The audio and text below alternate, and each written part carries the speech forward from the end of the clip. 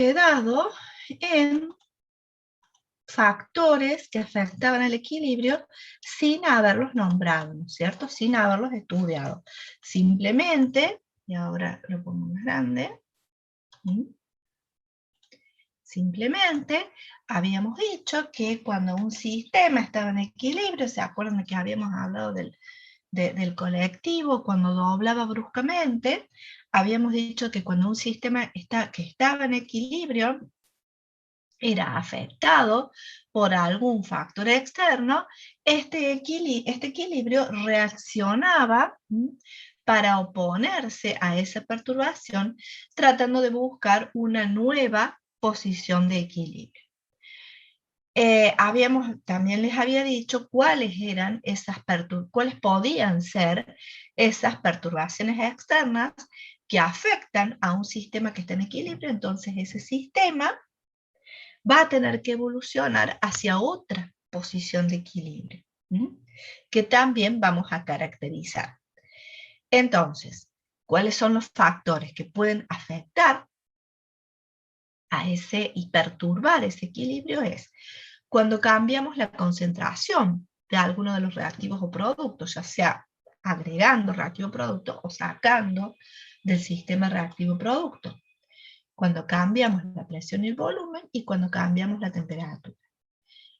Entonces, como les dije, el sistema deja de estar en equilibrio y tiene que volver a ese equilibrio siguiendo lo que se denomina el principio de Le Chatelier, que lo deben haber visto en física, donde el sistema desplaza su posición de equilibrio de manera de contrarrestar esa perturbación. Lo que sí tenemos que aclarar acá es que la K de equilibrio se mantiene constante, salvo cuando cambia la temperatura. Es decir, de todos estos, el único factor que puede cambiar la K de equilibrio es la temperatura. El resto de los factores no. El sistema se va a mover de tal manera que esa K sigue permaneciendo constante. Bueno, entonces, ¿qué pasa? Ahora sí vamos a ver específicamente cada uno de los factores. ¿Qué pasa cuando varío la concentración de reactivos y productos? Bueno, como les dije, el valor de la constante no se altera. Cuando yo tengo un equilibrio y varío la concentración de un reactivo o de un producto, ese equilibrio va a desaparecer. ¿Sí? Ese equilibrio va a desaparecer. Esa condición de equilibrio ahora se alteró. Ese equilibrio va a desaparecer y el sistema va a evolucionar, va a cambiar hacia una nueva posición de equilibrio. Entonces, las concentraciones iniciales de este nuevo equilibrio son las del equilibrio interior con las variaciones que se hayan introducido. ¿Qué quiere decir? Que yo cambio una concentración, entonces ese equilibrio modificado, que ya no es más equilibrio, se transforma en las condiciones iniciales, a partir de las cuales el sistema evoluciona hacia un nuevo equilibrio. La constante permanece constante, obviamente, valga la redundancia. Por lo que, y vamos a ver cómo lo analizamos acá. Por lo que vamos a leer esto y después lo vamos a analizar un poquito más en detalle. Cuando aumentamos los reactivos, fíjense, cuando nosotros aumentamos los reactivos, fíjense que estamos frente al problema que el equilibrio se perturbó porque yo a ese sistema de reacción que tenía cerrado, de alguna manera, con una jeringa, con una inyección, con una entrada lateral, yo le agregué reactivo. Si agregué reactivo, ahora el sistema no está en equilibrio. ¿Cómo hace el sistema para volver a estar en equilibrio, teniendo en cuenta que la K se tiene que mantener constante? Bueno, si yo agregué reactivo, el sistema tendría que tratar de reaccionar de manera que eso que agregué de más se contrarreste y baje. ¿Y cómo hago para que en un sistema de reacción disminuya el reactivo, pueda disminuir el reactivo? ¿Qué tiene que pasar? para que disminuya el reactivo, el sistema tiene que evolucionar reaccionando, ¿sí? Y por ende, aumentando el producto. ¿Mm? Miremoslo acá. Tengo el sistema A que da B, tengo una constante, ¿sí? Tengo una constante que justamente no importa lo que pase, salvo que aumente la temperatura, se tiene que mantener constante. Entonces, ¿qué pasa si yo acá aumente A? ¿Mm? Si yo acá aumente A, estoy en una posición inicial, que le vamos a llamar Q, que es menor que Kc, ¿sí? Que es menor que Kc, porque yo aumenté A. Entonces, ¿cómo hago para disminuir A? ¿Cómo hago para disminuir A? ¿Sí? Porque tiene que disminuir A para que vuelva a restablecerse la K. ¿Está bien? Eso que aumento tiene que disminuir. ¿Cómo hago para disminuir A? ¿De qué forma en un sistema de reacción disminuye A? Cuando reacciona. Cuando el sistema reacciona. Y entonces A va a disminuir porque va a aumentar B. Va a reaccionar desplazándose, decimos así, desplazándose hacia la derecha. Es decir, va a formar B. O sea que va a aumentar B, va a disminuir A, aumentar B, y de esa manera vamos a restablecer el valor de la Kc, que es constante. O sea, va a disminuir A, aumentar B, hasta que Q iguale a Kc. Cuando Q iguale a Kc, ahí volví a un nuevo equilibrio. ¿Qué pasa ahora si al revés, si yo aumento el producto? Bueno, si aumento el producto, en este nuevo estado, que ya no estamos en el equilibrio, tengo una Q que es mayor a la Kc, que es mayor a la Kc, porque B es más alto. Entonces B tiene que disminuir para equilibrar. ¿Cómo hacemos para que B disminuya en un sistema? La forma de que B disminuya es que reaccione para dar A. O sea que el equilibrio se desplace hacia la izquierda. ¿Sí? Tiene que disminuir B y aumentar A hasta que esta Q vuelva a igualarse con la Kc. Disminuye B, aumenta A para que Q se iguale a Kc. ¿Cómo hace el sistema? Desplazándose hacia la izquierda. Es decir, B reacciona para dar A. Entonces, en definitiva, cuando aumento reactivo, el sistema, para restablecer el equilibrio, se desplaza, nosotros decimos que se desplaza, que reacciona hacia la derecha. Y cuando aumento producto para restablecer el equilibrio, el sistema reacciona o se desplaza hacia la izquierda. ¿Se entiende el concepto? ¿Sí o no? Así podemos avanzar. ¿Se entiende? Sí, Bueno, esto es lo que pasa o cómo reacciona el sistema para cuando aumentan reactivos de producto. Vamos a pasar entonces a otro factor. Vamos a pasar a ver qué pasa cuando yo cambio la presión o paralelamente el volumen, ¿sí?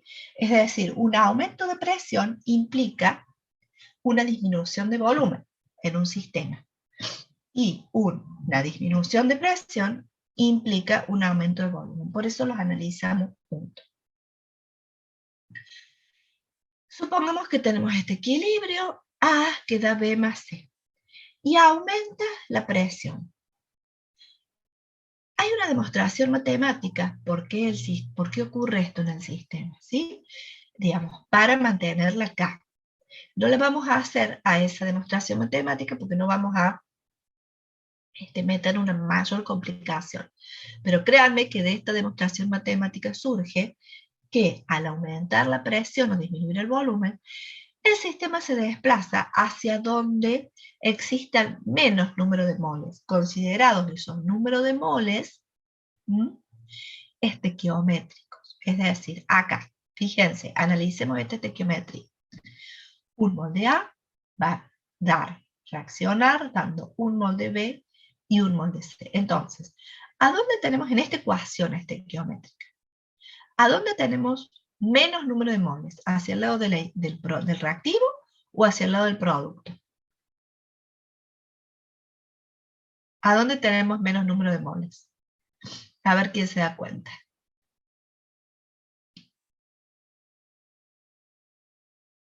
¿Mm? Hacia el lado del reactivo, porque fíjense, en el reactivo tenemos un mol y en los productos tenemos 2. Sumando todos los productos, sumando todos los reactivos. Entonces, cuando aumento la presión, matemáticamente se deduce que para que la K se mantenga constante, el equilibrio se va a desplazar hacia donde haya menos número de moles estequiométricamente. En este caso, hacia la izquierda. Al aumentar el volumen o disminuir la presión, estos van de la mano en sentido inverso, el equilibrio se desplaza hacia donde haya un mayor número de moles. En este caso en particular, hacia la derecha. Ahora bien, si el número de moles totales de reactivos es igual al de productos, que no es este el caso, si el número de moles de reactivos es igual al del producto, la K dice se puede eliminar todos los volúmenes de la expresión, con lo cual este no afecta el equilibrio. Por lo tanto, tampoco la presión. ¿Qué significa?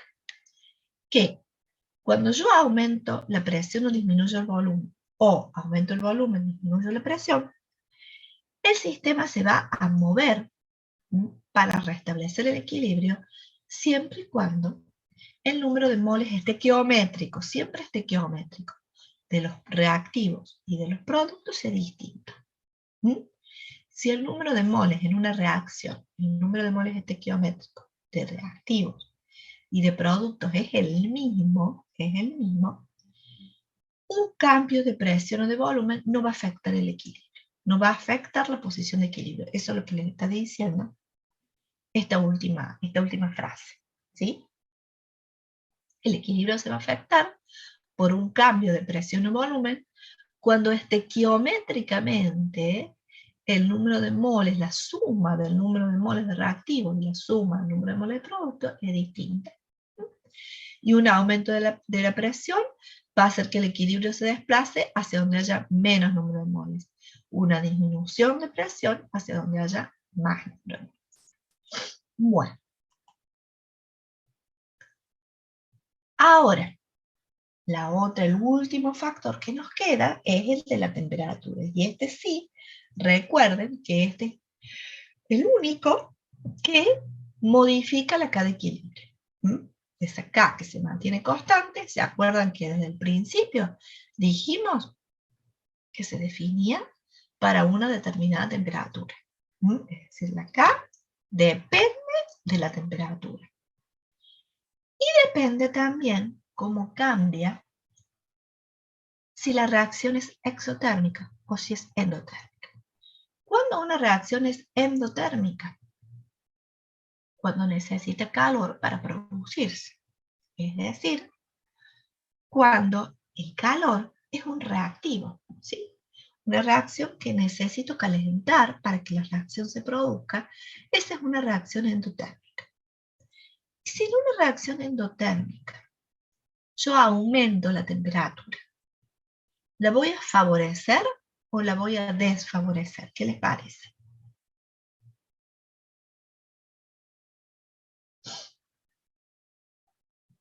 En una reacción endotérmica, que necesito calor para que se produzca, ¿sí? Y yo aumento la temperatura, ¿la favorezco o la desfavorezco? ¿Qué les parece? Favorece, profe. La favorece. La favorece, exactamente, la favorece. Es decir, la K va a aumentar. Es decir, la K va a aumentar. En cambio, si una reacción es endotérmica y yo enfrío, ¿sí? Necesito calor y en vez de darle calor le saco calor, la desfavorezco. Y la K va a disminuir. Todo lo contrario pasa con las reacciones exotérmicas. Una reacción exotérmica es aquella que Para producirse necesito liberar calor. ¿No? Una reacción exotérmica es aquella que cuando se produce libera calor. ¿Sí? Libera calor. Entonces, si esta reacción libera calor, ¿cómo tengo que hacer para favorecerla? Tendré que disminuir o aumentar la temperatura. Una reacción exotérmica. Es una reacción que se produce liberando calor. ¿Cómo la favorezco yo? ¿Aumentando o disminuyendo la temperatura? Disminuyendo la temperatura. Disminuyendo la temperatura. Es decir, si la reacción se produce liberando calor, para yo favorecerla, tengo que sacar ese calor, porque ese calor es producto, digamos. Entonces, en una reacción exotérmica, cuando yo disminuyo la temperatura, la favorezco, y cuando aumento la temperatura, la desfavorezco. Porque si la reacción libera calor y yo en vez de sacárselo al calor, le aporto calor, la desfavorezco. Bueno, ese resumen de lo que hemos dicho lo tenemos acá. Fíjense, si la reacción es endotérmica, aumento la temperatura, aumento acá. Si la reacción es endotérmica, disminuyo la temperatura, disminuyo acá. Y con una reacción exotérmica, lo contrario. Si aumento la temperatura, disminuyo la K. Y si disminuyo la temperatura, aumento la K. Y bueno, y después lo que tienen acá es como una especie de resumen, tienen también qué pasa cuando aumento la presión. El sistema se desplaza donde hay menos número de moles, y cuando disminuyo la presión, el sistema se desplaza hacia donde hay más número de moles. Esto en definitiva es un resumen de la variación de temperatura y de la variación de presión. Y terminamos con los factores que afectan a un equilibrio químico. ¿Qué es un equilibrio químico? Es aquel que se produce, donde se produce una transformación química. Ese es un equilibrio químico, donde hay una reacción química. Ahora bien, hay otro factor, ¿sí? Que lo ponemos acá, pero es un factor que no afecta el equilibrio, que es el llamado catalizador. ¿Ustedes alguna vez han escuchado hablar de un catalizador, aunque sea de los catalizadores de los autos? ¿Han escuchado hablar de eso? ¿Qué has escuchado hablar de los catalizadores de los autos?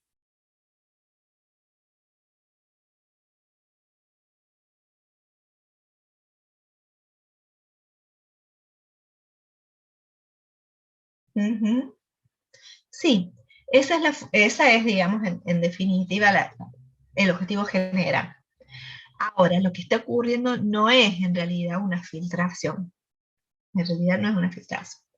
Un catalizador es una sustancia que agregada a una reacción química en una muy pequeña proporción, generalmente, agregada a una reacción química, lo que hace es aumentar la velocidad de esa reacción.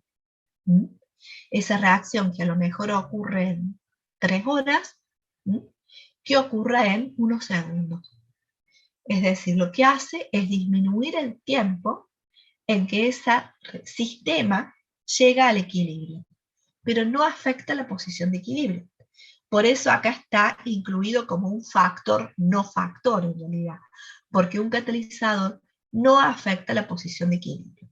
Lo único que hace es disminuir el tiempo en que ese sistema llega al equilibrio. ¿Se acuerda cuando teníamos una curva donde aumentaban los productos, disminuían los reactivos hasta que las concentraciones se mantenían constantes? Bueno, lo que hace el catalizador es disminuir ese tiempo en el que las concentraciones de un sistema en equilibrio comienzan a permanecer constantes.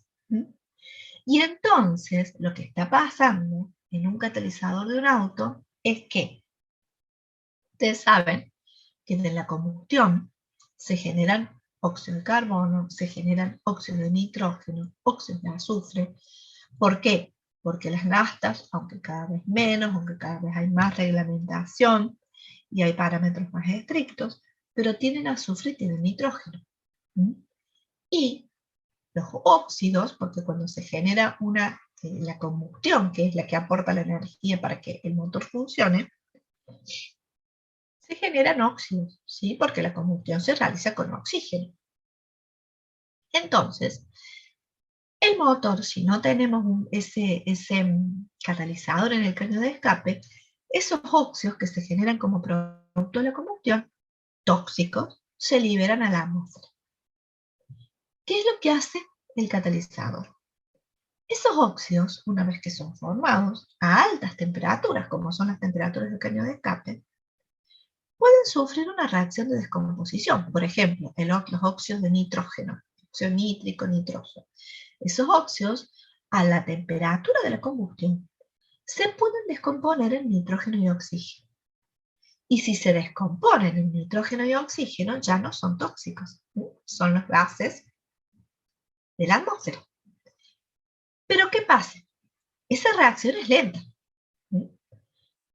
Y la permanencia que tienen esos gases en el caño de escape es muy breve, es de minutos antes que es liberada la atmósfera. Pero si yo coloco ahí un catalizador que es capaz de acelerar la descomposición, la reacción de descomposición de esos óxidos, puedo lograr que la mayor parte, no les diré todo, pero la mayor parte se descomponga en el caño de escape a una velocidad muy alta por la presencia del catalizador, que generalmente son óxidos de cerio, de lantano, es decir, óxidos de metales de tierras raras. Acelera esa velocidad de descomposición, entonces la mayoría de estos óxidos van a salir a la atmósfera como nitrógeno y oxígeno, y no como óxidos contaminantes. Y esa es la función que tienen los catalizadores de los autos. En realidad no es filtración, sino es acelerar una reacción química. Puede filtrar también el particulado, pero ahí ya estamos en un problema porque eso puede llegar a envenenar el catalizador. Por eso, no sé si han escuchado que estos catalizadores de los autos hay que regenerarlos cada un determinado tiempo porque si no dejan de cumplir la función. Pero bueno, pero esa es la función de un catalizador, ya sea el de los autos o cualquier catalizador, cualquier sustancia que funciona como un catalizador que yo agrego a un sistema de reacción, lo que hace es acelerar el tiempo para que ese sistema llegue al equilibrio. Pero no lo altera, ¿eh? No lo va a alterar de ninguna manera. No voy a tener más producto en el equilibrio.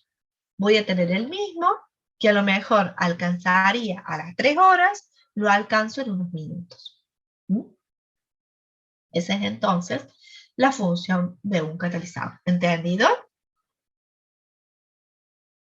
¿Entendido? Jesús me dijiste lo del catalizador. Bueno, ahora ya podés decir que no filtra, que cataliza. Cuando hables del catalizador del auto. Cuando vayas al mecánico, decirle, necesito que me regenere el catalizador para que catalice realmente. Bueno, o al service, no al mecánico. Bueno, lo que vamos a ver ahora pasamos a otro tema. Seguimos en equilibrio, pero otro tipo de equilibrio. Vamos a ver ahora los equilibrios de soluciones ácidas y básicas. Ese equilibrio vamos a ver ahora. Que los fundamentos son los mismos que un equilibrio químico, solo que en estos sistemas va a estar ocurriendo diluciones de ácidos y de hidróxidos, pero no reacciones químicas. Pero no reacciones químicas. Primero tenemos que ver las características de los ácidos y de las bases. Antes de ver las características, a ver, ¿quién me nombra un ácido y quién me nombra una base? Por ejemplo, ¿qué ácido conocen y qué base conocen? ¿Nadie conoce ningún ácido? Ácido sulfúrico. Ácido sulfúrico, ácido clorhídrico, el ácido que tenemos en el estómago para digerir los alimentos. Y bases,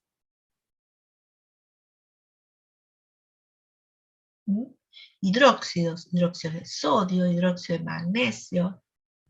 Por ejemplo, cuando nosotros para combatir la acidez, cuando ustedes tienen acidez, ¿qué pasa cuando tienen acidez? Es que el ácido del estómago realiza como un reflujo y ustedes sienten que les puede quemar hasta la garganta, ese es el ácido clorhídrico del estómago. Entonces, ¿qué hacen? Toman un antiácido. Un antiácido que tiene una base, algunas bases o hidróxidos de magnesio, por ejemplo. ¿Qué hace esa base? Contrarrestar el efecto del ácido. Entonces ahí está ocurriendo una reacción, cuando ustedes toman un antiácido, está ocurriendo una reacción química donde la base neutraliza a ese ácido que tienen de reflujo. Entonces los ácidos, bueno, acá tienen todas las distintas características, que son agrios, que atacan a los metales, pierden la propiedad al reaccionar con la base, o sea, son neutralizados por las bases. Las bases son amargas, por las dudas no las prueben. Les digo, por las dudas, perdón que me olvidé de...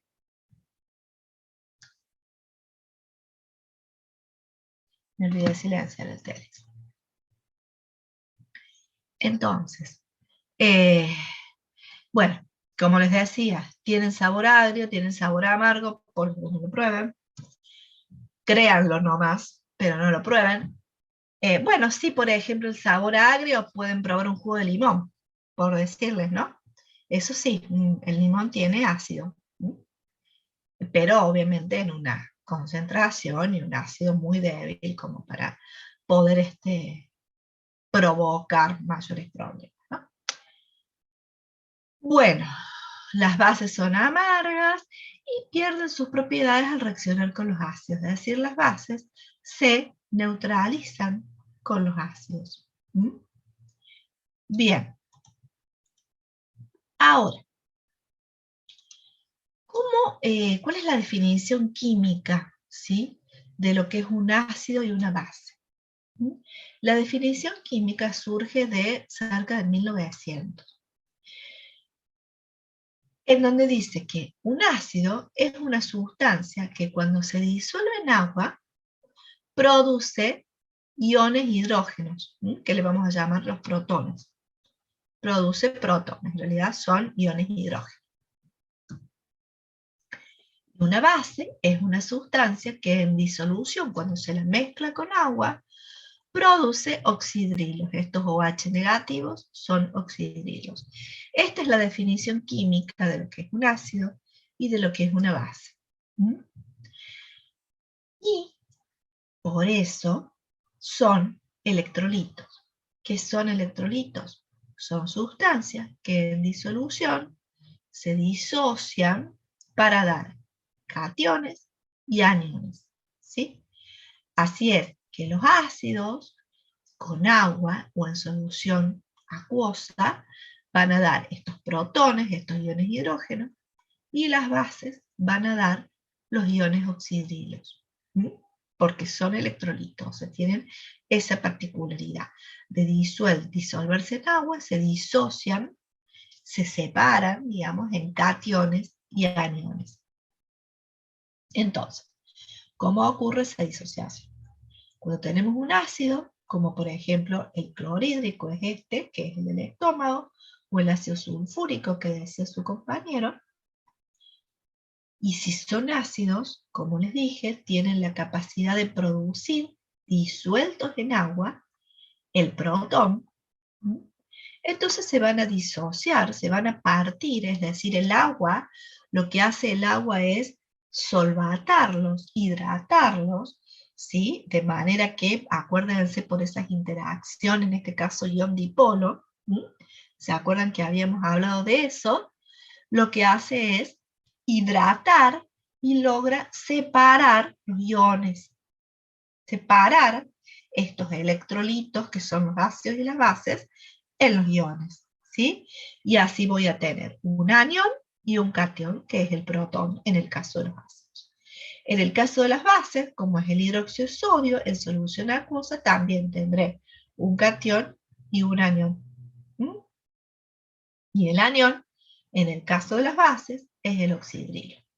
Entonces los ácidos en solución acuosa dan protones y las bases en solución acuosa dan oxidrilo. Esa es la conclusión de este tema, porque ambos son los llamados electrolitos. Es decir, que en solución acuosa se disocian en cationes y en aniones. Y lo que nosotros vamos a estudiar ahora justamente es el equilibrio de esta disociación. ¿Sí? Así como estudiamos el equilibrio químico en una reacción química, ahora vamos a estudiar con los mismos principios y los mismos fundamentos el equilibrio cuando un ácido y una base se disocia en cation y anión reaccionando con agua, ¿sí? O con agua. Bien, antes de establecer ese equilibrio para la disociación de los ácidos y los bases, vamos a ver que la propia agua también es un electrolito, ¿sí? Aunque es un electrolito muy débil. ¿Sí? Pero que la propia agua es capaz de disociarse en cationes y aniones. El agua tiene una pequeña conductividad eléctrica, aún el agua pura, aún el agua pura, sin ninguna impureza, sin ningún ion, tiene una pequeña conductividad eléctrica. ¿Por qué? Porque tiene una muy pequeña disociación en cation o anión. Es decir, el agua pura también es un electrolito sumamente débil, pero es un electrolito. Por lo tanto, en esta reacción de disociación del agua, yo puedo establecer una K de equilibrio también, como vinimos estableciendo anteriormente. Entonces tenemos la concentración de los productos sobre la concentración de los reactivos. Ahora, si tenemos en cuenta y se acuerdan lo que dijimos cuando planteábamos los equilibrios, que el agua es un líquido puro, los líquidos puros se incluyen en la K, ¿sí? Por lo tanto, como la concentración del agua es constante por tratarse de este líquido puro, vamos a establecer una nueva K introduciendo esta concentración de agua constante, que es lo que denominamos o deben haber escuchado hablar como K-Water. En definitiva, esa K-Water, ¿sí? Me va a quedar con la concentración de protones por oxidrilos. ¿Qué es lo que se denomina, y es una constante, ¿sí? ¿Qué es lo que se denomina la constante del producto iónico del agua? Que es el producto de las concentraciones molares de protones y oxidrilos a una determinada temperatura. La K-Water depende de la temperatura. A temperatura ambiente, esa K-Water a 25 grados es de 10 a la menos 14. ¿Por qué? Y esto surge experimentalmente. ¿Por qué surge experimentalmente? Si nosotros medimos en agua pura, a 25 grados, medimos la concentración de protones y medimos la concentración de oxidrilos, es igual a 10 a la menos 7. Esto es experimental. Es igual, está probado, que está medido, que es 10 a la menos 7. Por lo tanto, si es 10 a la menos 7, ese producto iónico va a ser 10 a la menos 14.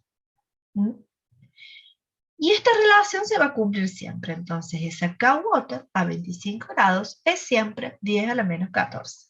Para el agua pura, esa K-Water, o sea, la constante del producto iónico del agua o la constante del producto de disociación del agua, considerando que el agua neutra es un electrolito muy débil, pero es un electrolito y se disocia, dando lugar a 25 grados a protones y oxidrilos igual a 10 a la menos 7, ¿ven? Muy baja la concentración, 10 a la menos 7, ¿sí? Pero se disocia. Y esto, el producto, entonces, de estas concentraciones, me da lo que denominamos la K-Water, la constante del producto iónico del agua, que es súper baja, 10 a la menos 14. Ahora bien, siempre que yo tengo agua pura, voy a tener concentración de oxidrilos y protones de 10 a la menos 7. Bien, Entonces, cuando yo tengo la concentración de protones y oxidrilos igual a 10 a la menos 7, digo que esa solución es neutra, porque estamos hablando del agua pura, la solución es neutra. Ahora, ¿qué pasa si yo a esa agua pura le agrego unas gotas de limón, por ejemplo? Cuando le agrego unas gotas de limón, que es ácido, va a aumentar la concentración de protones.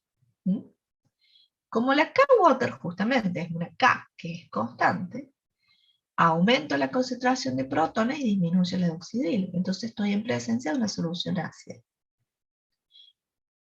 Y si a esa solución de agua neutra, yo en realidad le agrego unas gotas, por ejemplo, del hidróxido de magnesio, voy a aumentar la concentración de oxidrilos.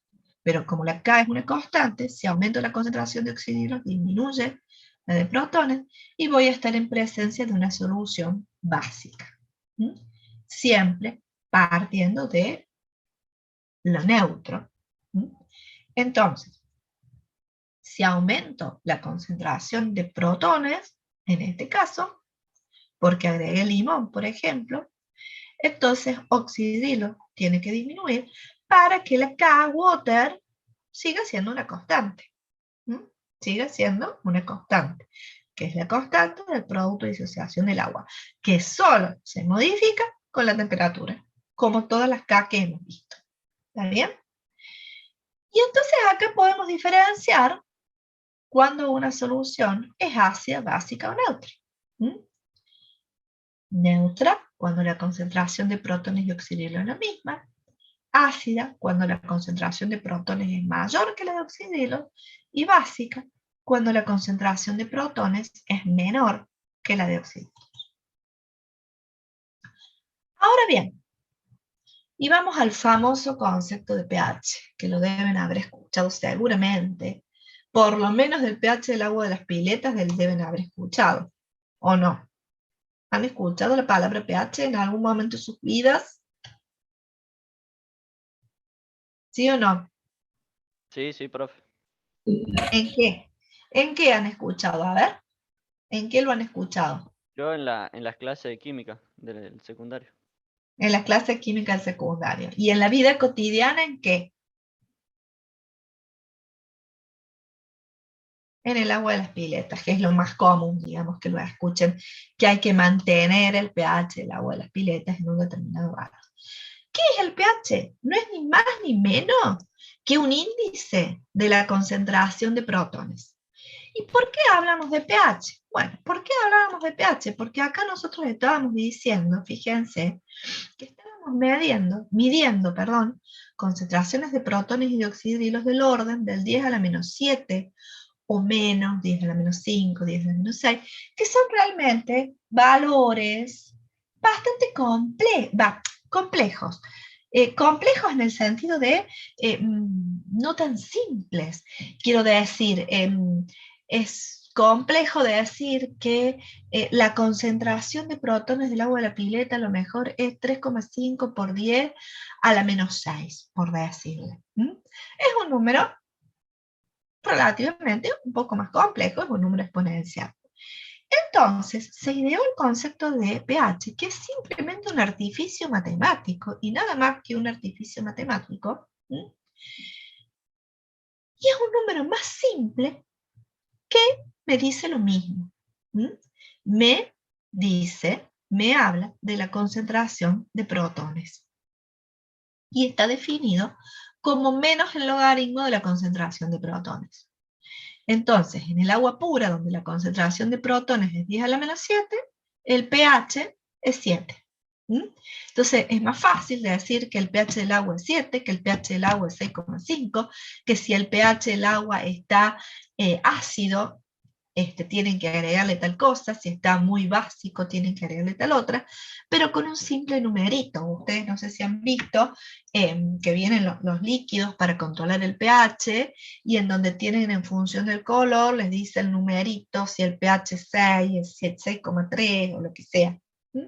Es un número simple, que puede ser un número entero o un número con un decimal, pero me indica la concentración de protones.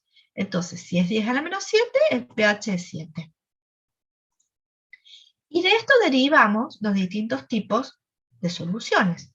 Si ahora la concentración de protones es mayor que 10 a la menos 7, ¿sí? Es mayor que 10 a la menos 7, estoy en presencia de una solución ácida que tiene muchos protones, más que el agua neutra, el pH va a ser menor que 7. Entonces, si ustedes le miden el pH al agua de la pileta y está en 5, preocúpense y tienen que ver cómo subir ese pH. O a la inversa, si la concentración de protones es menor que 10 a la menos 7, el pH va a ser mayor que 7.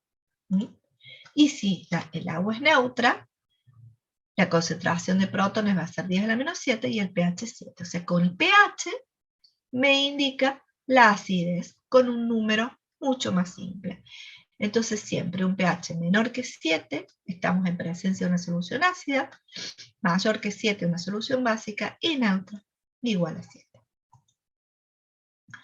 En todos los casos, la K-Water se tiene que mantener constante, porque es el producto iónico del agua. Siempre que estemos a 25 grados va a ser 10 a la menos 14. Y si no, en función de la temperatura, veremos cuál es el valor. Acá tienen un poquito de escala. Fíjense, el agua destilada, pura, es 10 a la menos 7 la concentración de protones, por lo tanto el pH es 7. De ahí para la izquierda estoy en presencia de soluciones ácidas, fíjense pH de 2,5, un poco menos para el jugo de limón, la cerveza también es ácida, la leche es ligeramente ácida, es casi llegando a la neutralidad. Y después las soluciones básicas, la sangre, que es más básica, el agua del mar, el amoníaco, son soluciones más básicas, ¿sí? Acá tenemos un rango en función ahora del pH, que es un número bastante más fácil de manejar. Entonces, lo que vamos a ver ahora es lo siguiente. ¿Yo qué les dije? Dije que había ciertos ácidos y ciertas bases, o que mejor dicho, todos los ácidos y todas las bases eran considerados electrolitos. ¿Qué significa? Electrolitos son sustancias que se disocian en agua dando cationes y aniones. Ahora, estos electrolitos a su vez pueden ser fuertes o pueden ser débiles. ¿Qué significa un electrolito fuerte? Que se disocian totalmente. O sea, si yo tengo ácido clorhídrico en agua o tengo hidróxido de sodio en agua, ni bien yo lo coloco en agua, se va a disociar todo. Y todo lo que antes era clorhídrico ahora va a ser cloro e hidrógeno.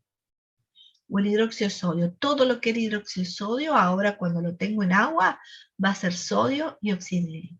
Esos son los que se denominan electrolitos fuertes.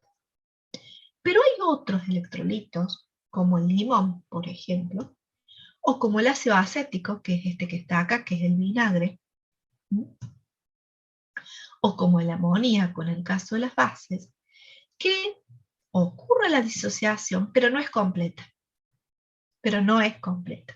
Es decir, algo se disocia y algo queda. No se disocia todo. Cuando yo coloco el jugo de limón, por eso no me va a dar lugar a una solución con un pH tan bajo.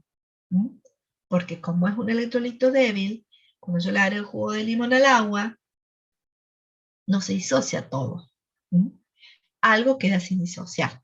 O sea que la concentración de protones no va a ser igual a la concentración inicial. Porque algo quedó sin disociar. Entonces, acá lo tienen más gráfico. ¿Qué significa un ácido fuerte?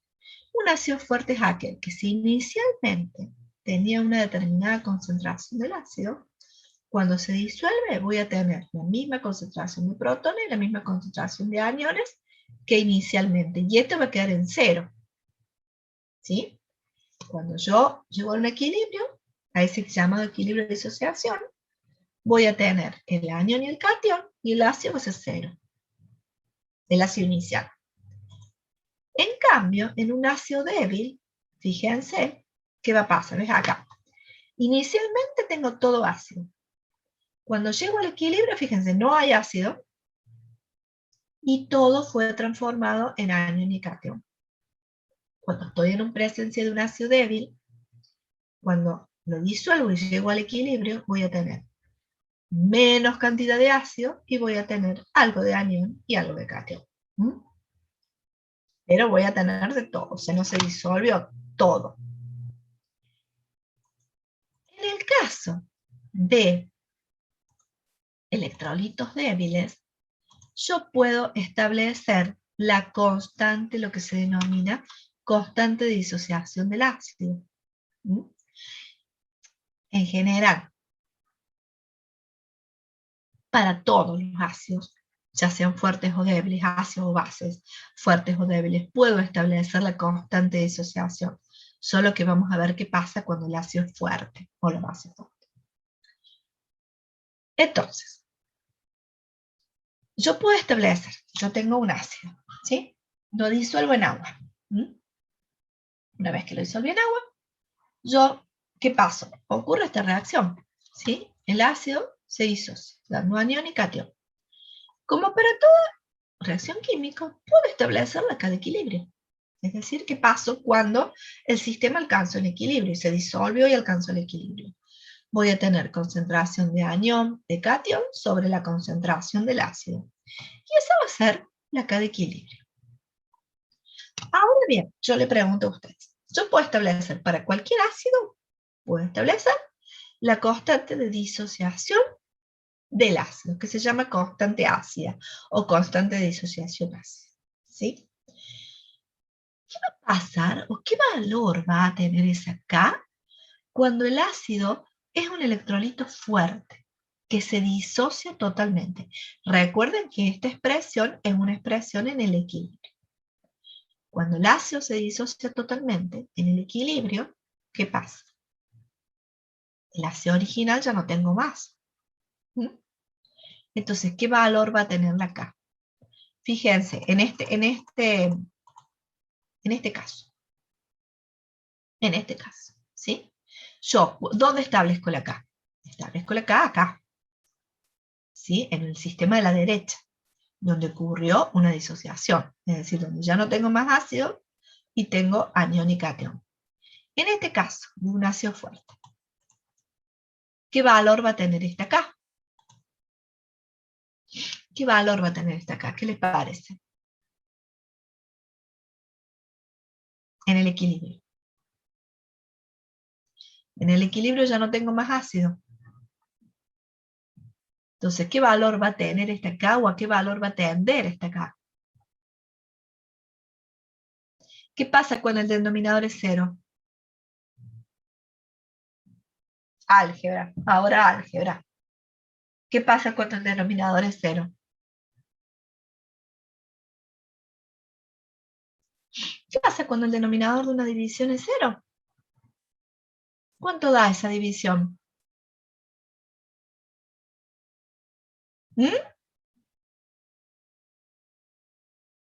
Le voy a hablar con el profe de álgebra.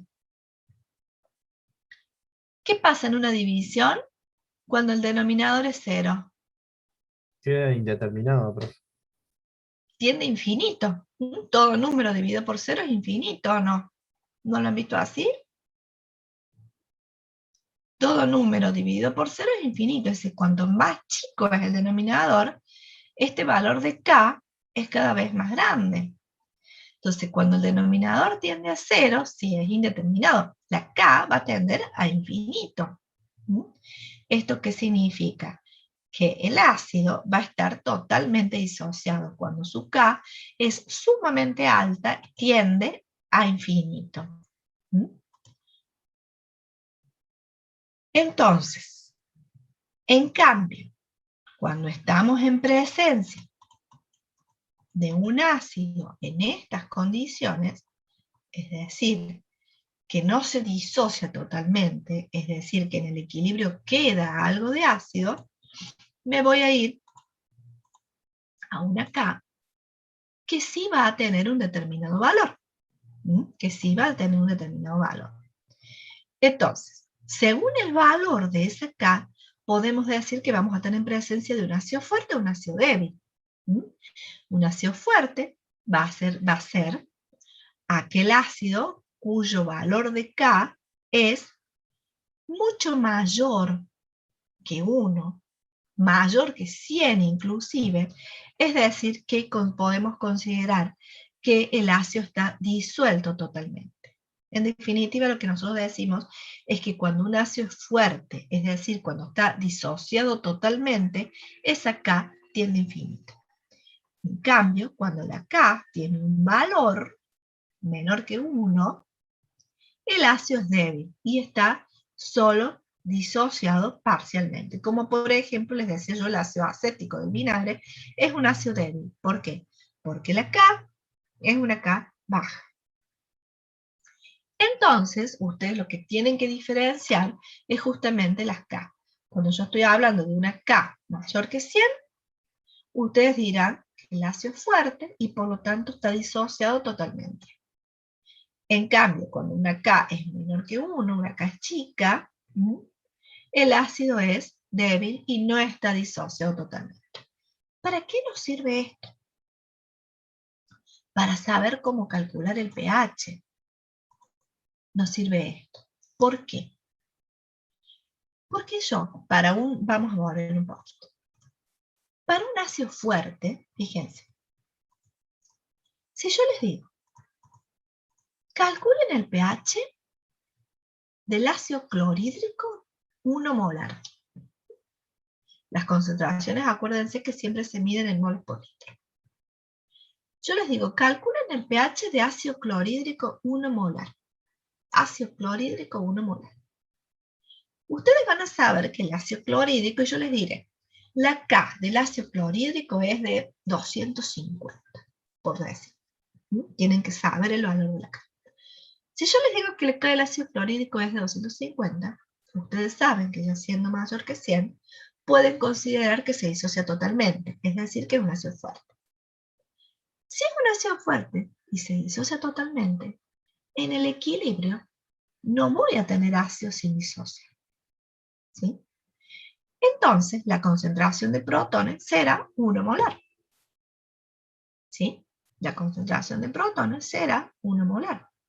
Y entonces pueden calcular el pH porque dirán menos el logaritmo de 1 molar. Pero si yo les digo, calculen el pH de un ácido acético 1 molar que tiene la K menor que 1, ustedes me van a decir, no puedo calcular el pH porque no conozco la concentración de protones. ¿Por qué? Porque el ácido acético no pueden calcular con las herramientas que ustedes saben y que van a saber, porque no vamos a ver, no vamos a hacer cálculos con ácidos débiles. Simplemente me van a decir que no lo pueden hacer. Es decir, yo les puedo decir, calculen el pH de un ácido acético 1 molar. Entonces, ustedes para calcular el pH tienen que hacer menos el logaritmo de la concentración de protones. ¿Y cuál es la concentración de protones? Estamos en este caso. Porque la concentración de acético era 1 molar. Pero yo ahora no sé en el equilibrio cuál es la concentración de protones. Para poder calcularla deberían saber bien, exacto, el número de la K de equilibrio. Y a esos cálculos no los vamos a hacer. Es decir, yo siempre les voy a pedir calcular el pH de soluciones de ácidos fuertes. Es decir, en un ácido fuerte, donde la K es mucho mayor que 100, si yo les digo calculen el pH de una solución de clorhídrico 1 molar, ustedes saben que como se disocia totalmente, la concentración de protones también es 1 molar y ahí calculan el pH. ¿Se entiende lo que les estoy diciendo? Porque les puede parecer un juego de palabras, pero no sé si lo entienden. Lo que yo estoy queriendo decirles es que Para calcular el pH, yo tengo que conocer la concentración de protones, ¿sí? De la solución. No la concentración inicial del ácido, sino la concentración de protones. Que cuando es un ácido fuerte, la concentración de protones va a ser igual que la concentración inicial del ácido. ¿Sí? Es decir, cuando tiene una K mayor que 100. Pero cuando es un ácido débil, la concentración de protones no es igual a la concentración inicial del ácido. ¿Sí? Entonces, o tienen que preguntar la concentración de... Si yo les doy un ejercicio donde les digo, calculen el pH de un ácido acético que 1 molar. ¿Ustedes qué hacen en ese caso? ¿Pueden tomar la concentración de protones como 1 molar? ¿Sí o no?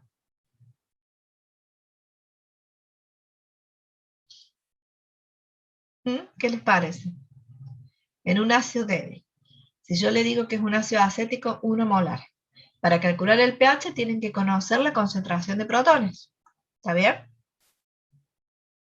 ¿La pueden tomar como 1 molar?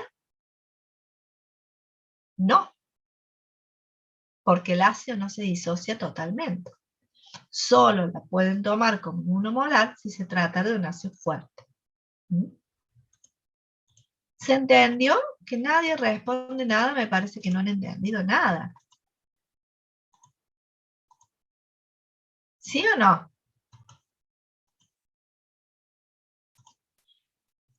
Entonces, conclusión, si yo tengo que calcular el pH de una solución de un ácido fuerte, como por ejemplo el pH de una solución de clorhídrico 10, de clorhídrico 10 a la menos 3 molar, yo puedo decir que el pH es menos el logaritmo de 10 a la menos 3. ¿Por qué? Porque sé que el clorhídrico es un ácido fuerte. Entonces, en definitiva, nosotros no estudiamos ácidos débiles, ¿sí? Porque tendríamos que estudiar la K, tendríamos que con la K poder calcular la concentración de protones para recién poder calcular el pH. Porque los pH que vamos a calcular van a ser de ácidos fuertes o de bases fuertes. Pero ustedes lo tienen que saber a ese concepto, ¿sí? Porque les puedo hacer una pregunta capciosa y pedirles que calculen el pH de una solución de un ácido débil, y no. Y si no tienen, para un ácido débil, si no tienen el dato de la concentración de protones, no lo pueden calcular. Eso es lo que quiero que les quede claro para que no se confundan después. Y bueno, y esto es todo lo que vamos a ver de ácidos, bases y cálculos de pH. ¿Sí? Vamos a ver los equilibrios de ácidos y bases fuertes. ¿Sí? Profe, nos dicen, no nos dicen si es un ácido fuerte o base, ¿no? Nos damos cuenta por la cantidad de hidrógenos o de oxidrilos que tiene la fórmula.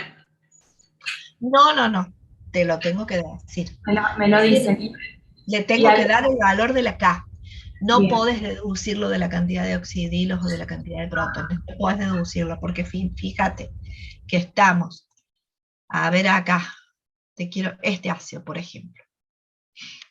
Vos acá tenés 3, 4 protones y en el ácido sulfúrico tenés 2. ¿Me dirías que este es más fuerte? No.